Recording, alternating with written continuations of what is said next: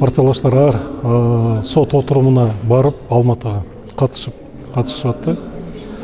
Адвокаттар менен аябай тыгыз иштештик. Бирок бул саясий буйрутма деп көрүп атабыз анычы. Себеби ал кездеги эки мамлекеттин президенттеринин арасында бир аз түшүнбөстүк болуп, анан ошонун негизинде мындай буйрутма болуп, анан кийин кармашып атпайбы.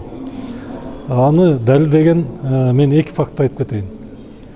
Өзү биз ЭАЭКтин алкагында иштеп аткандан кийин өзү контрабанда деген мындай жок да понятиечи.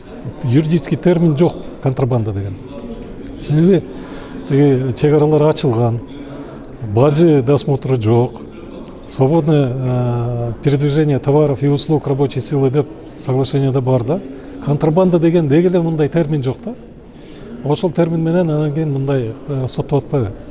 Бул бир.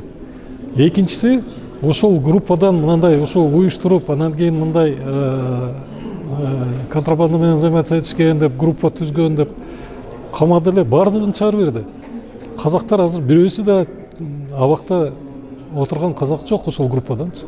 Только биздин эле ошо депутатыбыз кармалып турду да, себеби тигилер ошол кезде кармалгандан кийин аябай прессага дагы тиги көп чыгарышып берди да, ошондой чоң группаны кармадык депчи. Анан кийин артка кайталбай. Анан ошого актабай жүрүштү да ошого чейинчи.